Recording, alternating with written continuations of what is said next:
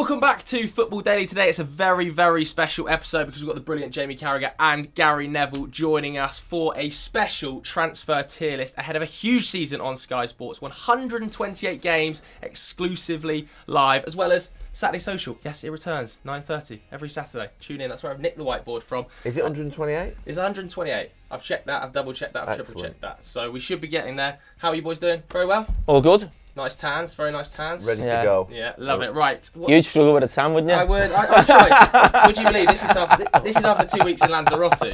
So this is 2 weeks in Lanzarote's worth. I haven't got the complexion. But let's crack on because we're going to be ranking each club's transfer window so far. It's Thursday, the 4th of August. Just as a little caveat, because I know Should we people get start very again busy, just in don't they? case you can't use that bit? Oh, we No, should use that. definitely Yeah. Yeah. Don't worry That about didn't cross the line. No, that doesn't cross the line. Nothing really crosses the line on YouTube anymore, does it? Okay, we're going to start with Arsenal. Where would you put Arsenal, A to E, on the transfer window as a whole, Jamie? I would put them. I'll put them right. I might put them higher. Bit of a disagreement here. You're going to have to agree, I think. Oh, do you? Oh, is it a joint thing? Yeah, Oh, it's a joint thing. I'll make my point, and then to be fair, you can go with what you think. The only thing I would say about Arsenal is that at the point in the season where it's going to get tough for them, I think the top three are set. I think they're going to the Tottenham, Liverpool, City are set. Ooh. And I think the United and Chelsea will have to really, have bad seasons for Arsenal to get into that top four. I just think the experience. It's not about who's going to get in the top four. Is he in the wrong room? Sorry. It's about who they've bought. Sorry, listen to me. Right. I would have liked to have seen them sign one experienced player to hold it together that I think can put. They've got brilliant young players, but young players, I've been there. Without those experienced 2 or 3 players around you that guide you in the difficult moments, that settle you down, that become that comfort blanket for you, they can really lose the way. And it's not through the fact that they're bad players, it's just you lose your way a little bit through emotion. So you think they should have some more experience? I would have liked to have seen at least one experienced player in that window to make it an A.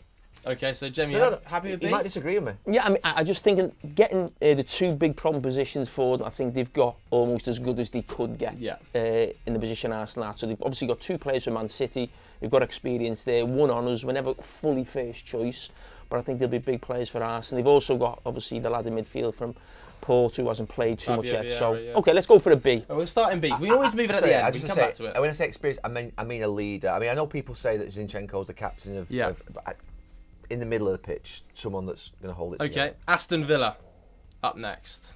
Did a lot of early business, Boubacar Kamara, Diego Carlos. There's been a change of captaincy there. Can you have B minuses? I think if we start on one clean line, then we can potentially wobble after. Well, no, I think Villa would be a B. They haven't lost any of the good players. Like a player, you think they've lost someone big.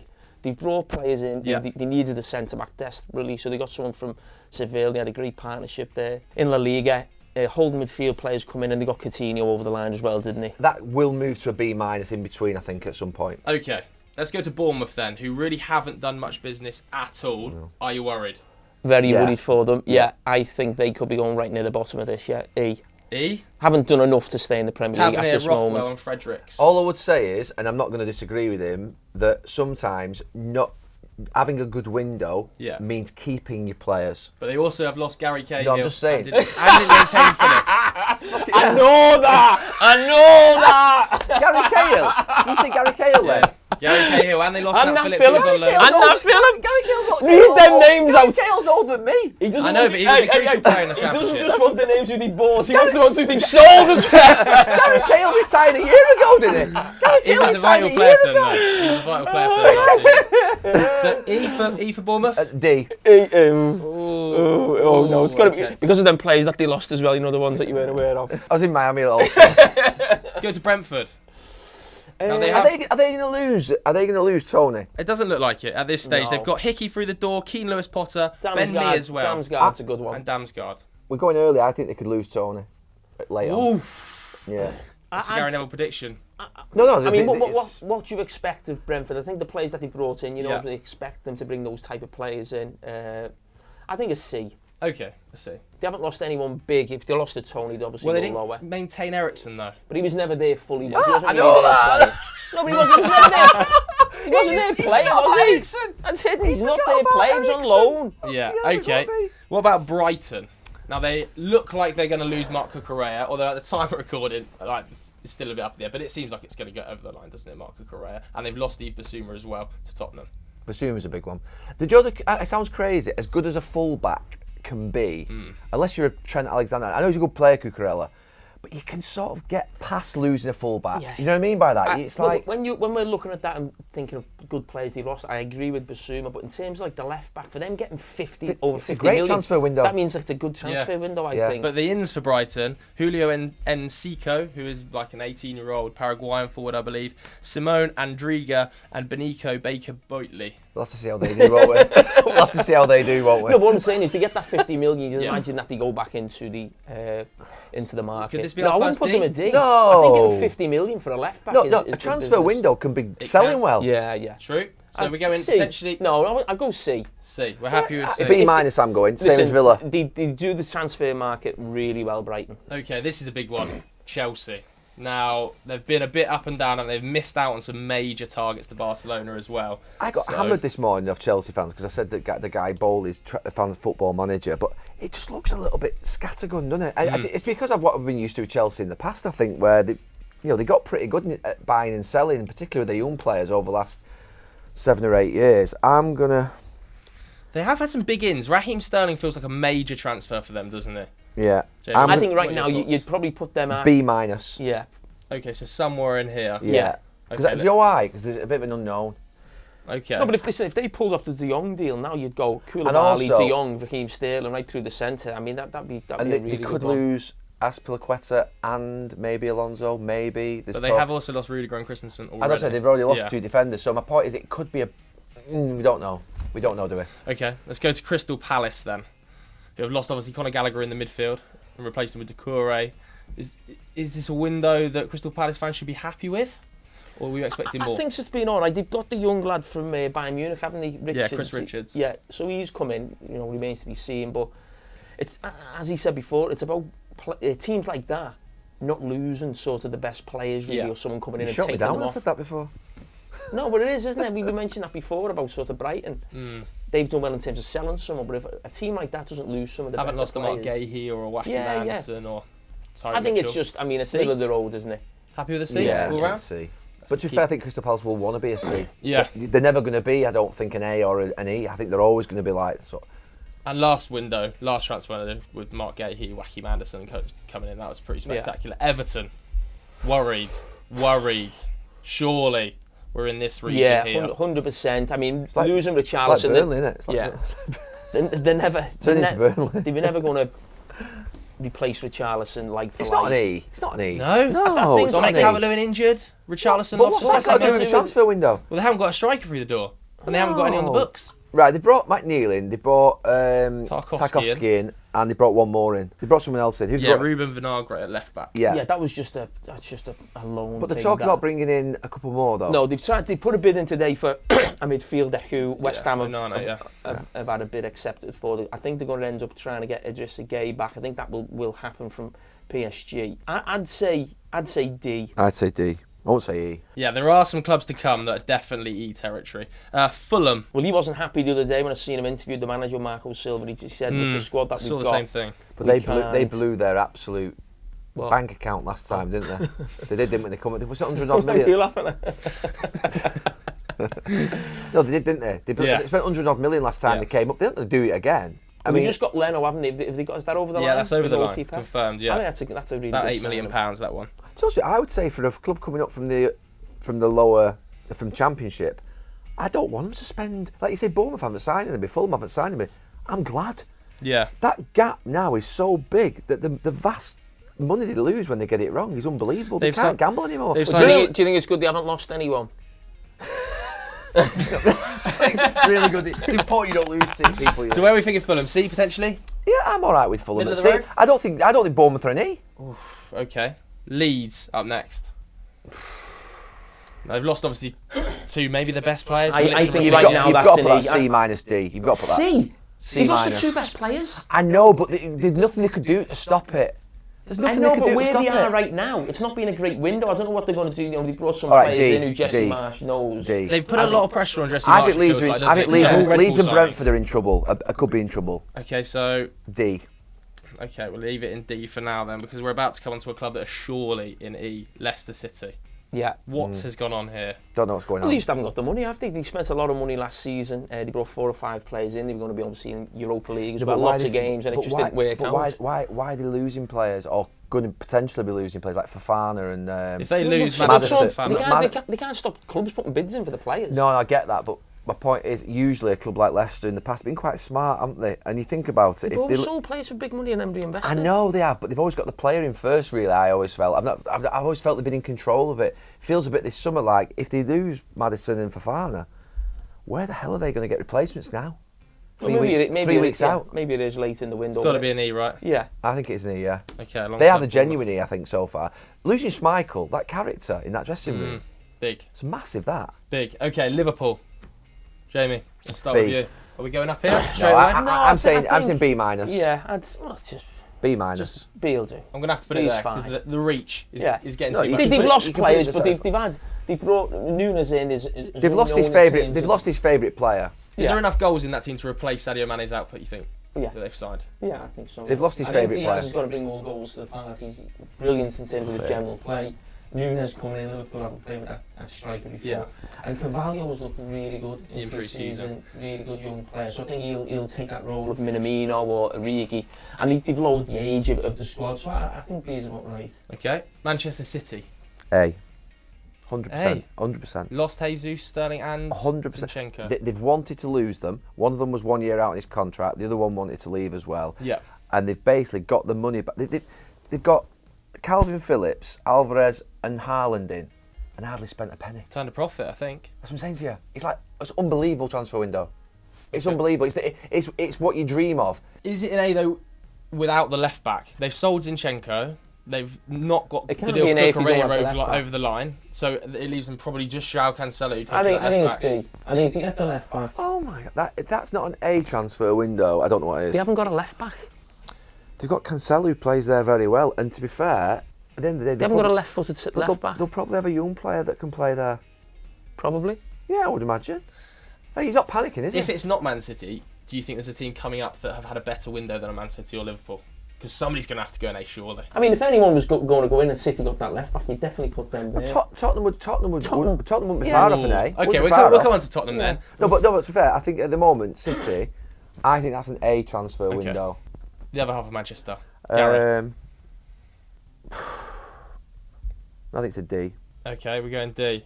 Yeah, the reason I say it's a D is because the star player is asked to leave and he's obviously looking for a club. They've not got the midfield player that they wanted. What do you make of the Frenkie de Jong pursuit?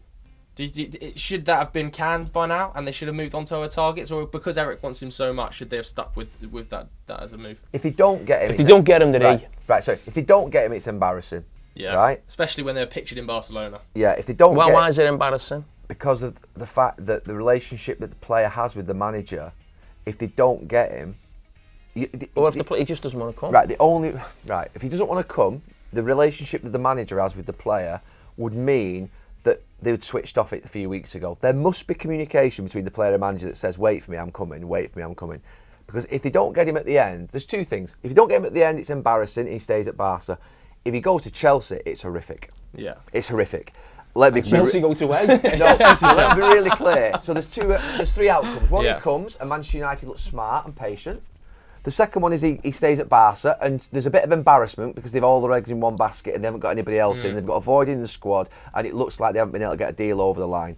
The third one, he just does not contemplate thinking about. He goes to a rival club in the Premier League against the manager that basically he's worked for the previous, whatever it is, few years, obviously by last season. So to me, that it all hinges on it. But so far, you've got to say Manchester United today. They're starting the season with Fred and McTominay and Martial. And what about the Ronaldo situation? And that's because Jamie, I want to get your thoughts on this because I know that you thought Eric should have sold him when he first came into the club. Make a statement, sell Cristiano. Do you think they're making a mistake not using this opportunity to just perfect? Yeah, but when you talk about having a good transfer window and the manager stamping his authority on the squad, we always think about the players he's going to bring in. I think a manager can stamp his authority on it by the players he moves out. And I think Eric Ten Hag, maybe if you put Ronaldo on a free, and then there would be takers. There would be takers. You think of maybe what Pep did when he come in with Joe Hart at Man City. even Jurgen Klopp, as soon as he came in, I think Benteke was Liverpool's record signing. Listen, those players are not Ronaldo, I get that. But it's just making that statement about what they want to do, and I just don't think he would fit in to the plan right now. And yeah, you might say, where are the goals going to come from? But Martial, Rashford, different, Fernandes off the front, there's different players they're already going to the market and buy someone for the future, because it hasn't worked. My frustration is more with Ronaldo than the club on this one, and I'm not shy in coming forward and being critical of the club if I think they've not got it right. And the De Jong one, to be fair, is getting scarily close to being a big embarrassment if it doesn't come off. But on Ronaldo, you've got a player who's on 25 million quid a year, and he's your only goal scorer. And I suspect that Ten Hag, you said it a couple of days ago, I suspect Ten Hag privately won't be sad at all if a club comes in and takes his contract over and they get the money back and they can go and get someone. But you've got to be really careful. If he goes out and says, I want Ronaldo out of the club, and for some reason the club doesn't come in to take him off the books, which at this moment in time looks like, you've got a big problem then. So there is a little bit of difficulty with this one in terms of how Ten Hag plays it. It's just messy. That's the problem with the whole summer. That's the problem with United. It's messy with De Jong. It's messy with Ronaldo. And then not just that, they're two huge characters and personalities. So you're not just talking about sort of like even the Henderson one the other day. Yeah. Some of those statements. It was scabby, wasn't it? Yeah. You're looking at it and thinking, look, Manchester United could look pretty smart at the end of this transfer window if De Jong gets over the line and they sort the Ronaldo situation out. But there's 3 weeks to go, and it's pressure now. Yeah, there is pressure. Pressure. All right, let's fly through some of these teams then. Newcastle. I'd say C. I think they've been expecting a lot more if you're a Newcastle fan in terms of players coming in, but in some ways I actually admire them for not doing stupid things, because people know that they've got money and bringing players in left, right and centre. They're trying to wait to get the players that they want. They've obviously got the centre-back, Botman. Nick Pope as well. Nick Pope, so they made sensible signings, but I do think they'll want maybe one or two more before the window closes, and I think they will. We mentioned Forest earlier, lots of signings, I think 12 now. Is that a good thing, or is that a bad thing to have that many new faces in the dressing room? You've got no choice. Yeah, because they had a lot of loanies, didn't they? Yeah, so Fulham and Bournemouth, and I think, like I say, Fulham and Bournemouth, parachute clubs can maintain quite a lot. 40 odd million quid last year. Forest gets 6 million. So Forest end up with a team. It's truly Championship that's out overperformed, and the coach has overperformed. You've got no choice but to then invest and bring in a whole new half a squad. You've got no choice. Any club coming up that's got to do that. The reason Fulham and Bournemouth don't have to do it is they've gone down with the Premier League team, and they come back up with the Premier League team. The parachute, to be fair, enables them to do so. So it's not a case of is it a bad thing or a good thing. It's an inevitable thing. I don't need to say C, wouldn't you? Because middle of the road. Yeah, middle of the road. It's hard to tell. Southampton, new strategy for them, signing all the academy boys from other clubs. Do we like it? Oh, listen, there's been a big reset at Southampton this summer. The new owners seem to have a new big philosophy, reset. Don't they? Yeah, big reset. Brogy worked for them last year, even though it was on loan, going to Chelsea. And that's what they seem as well. Yeah, of course, and they've got obviously a couple of lads from City now. Brogy's linked with Everton, isn't he? Is Brogy not linked with Everton? Yeah, as well. So do we like Southampton in there? Are we going for a B potentially? No, I think they're vulnerable. D? I think they're vulnerable. I think they could. Really? I think Leeds, Brentford, Southampton are vulnerable. Okay, let's put Southampton in D. The three that came up are vulnerable. Those three are vulnerable, I'll just name. Yeah, and Everton, Tottenham, straight in at A. Yeah, it's up there. Yeah. And also the players, they haven't got rid of everyone they want to get rid of, but even the signal from the manager, he didn't even go on the pre-season tour, certain players, and he's just not taking any mess. And I think we all know Conte's out of here for another year, maybe one more after that. And I think he'll be thinking we want to really challenge Man City and Liverpool. Whether they can do that, but I think he's said they're the players I want out, and these are the players I want. And Tottenham have done it. And when do you ever see Tottenham get the business done before the first game of the season? It just doesn't happen. So I think he's put a bit of fear and shock into Daniel Levy and the people above him that he'll walk away if he doesn't get what he wants. And I like the players that they brought in. I think talk of them actually being up there as title challengers maybe too premature. It's a big points jump you've got to make from where they are right now to get to 90 points. So I don't see that, but I do see them maybe taking the position that we've seen Chelsea in the last couple of years. Okay, West Ham. I think B. You like the Scamacca deal? Yeah, I like the centre back more. Who's come in as well. Yeah, he looks a really good player. I think he's injured for the start of the season. Yeah, he is. I think he just identified sort of bringing 2 or 3 players into fill positions, not just bringing players in to to boost the squad. I think once they got to a certain level, now they need players to make that difference and to make that jump into getting into Europe or really maybe even getting the top 4. I watched the clips of Scamacca, and all I kept thinking about when I was watching him is how is he going to play with Antonio. Yeah, that was the only thing I thought. I don't think he will. I think Antonio will be more on the bench now, wouldn't he, a little bit? Do you think so? Well, he's been the centre forward for so long. Yeah, but we've seen that before, haven't we? Where you think he is the energy and the sort of the. No, I love him. Complete. Absolutely I love him to bits. Do you think David Moyes will?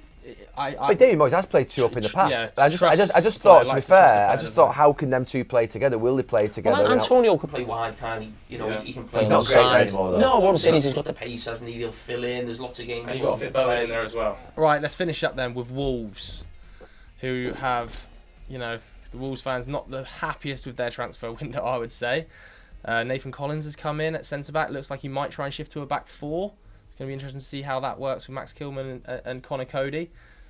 D? It's DE, isn't it? That's the territory we're in. Who they lost? So they haven't lost him. Jimenez just got a bad injury. Yeah, Jimenez got an injury. Yeah, and they managed to they managed to renew João Moutinho's contract, of course. Yeah, and they've kept Ruben Neves up to now until De Jong collapses. No, that's the one that United have been looking at, and according to the media, that if De Jong falls, I just don't see United going for Neves if De Jong falls through. Okay, I think that would be if they've kept those players in midfield. Do you worry at all for Bruno Lage? No. 1 win in his last 9 going into the back end of the last season, hasn't really signed a... But Joseph, you said before we saw it, he's 10th, finished 1 point behind Leicester in 8th. That's where Wolves are going to be.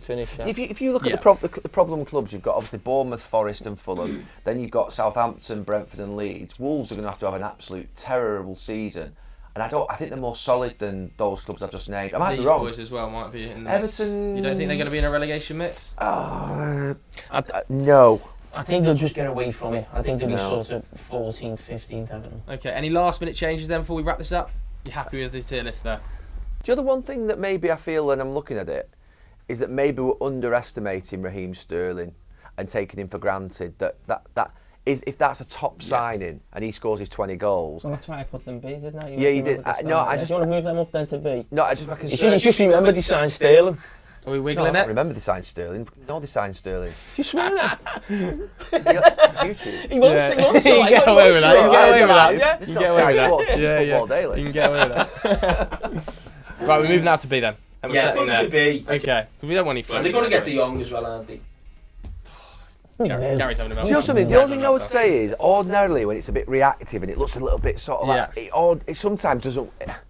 I don't know, it's just something about... So you're going to move them back down now? No, that could easily be a D, that. Because you might look back... Right. Chelsea? No. Why? No. What I'm saying to you is that it won't move into a D now, they're nearer to a B. On paper. Manchester United is a perfect example. Last summer, we'd have all sat here and said, right, Varane, Sancho, Ronaldo, we'd have gone B-A. Unbelievable transfer. You said that was the title? I'm going to admit, no, it's a K. That's a K.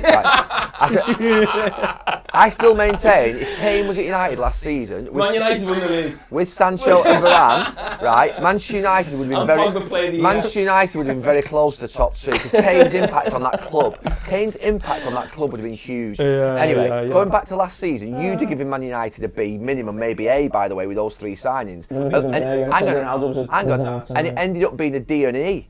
So my point is, Chelsea's a B because like Man United were last season, but it easily could be when you look back at the end of the season, maybe wasn't because it looked that. Yeah, that's what I'm saying. I think that's fair enough. And it's only it's only the 4th of August, so lots could come. There's no doubt. A window that we've said B will be D, and a window that we've said D will be B. Yeah, but don't worry about that because this will get clipped out, taken out of context on Twitter, and all sorts will happen. But we're making it very clear. This is the 4th of August, so things can change. Is this your concept of Football Daily? What, the tier list concept? No, this is like a wide-ranging YouTube concept that we've put Football Daily. We do a lot of it on Saturday Social as well. You need a new name for it. The Football Tier List. What would you call it then, Gary? I don't know, but I just feel like it needs to be like... Go on. Transfer report. Like your report, your school report at the end of the year. Yeah. Almost like your school report. It needs to be transfer tier. I'd love to have seen a school report with you. Right, we've got to wrap it up because I know you guys have got plenty more stuff to do I think we can, today. But but we'll consider it. If you guys at home like transfer report, let us know in the comments below. If you don't, the transfer report. Yeah. The transfer report is better than the transfer tier list. Disagree. Massively disagree with that, Gary. Let's wrap this up. Thanks very much, Jamie. Thanks very much, Gary. 128 games live on Sky this season. Make sure you're tuning in.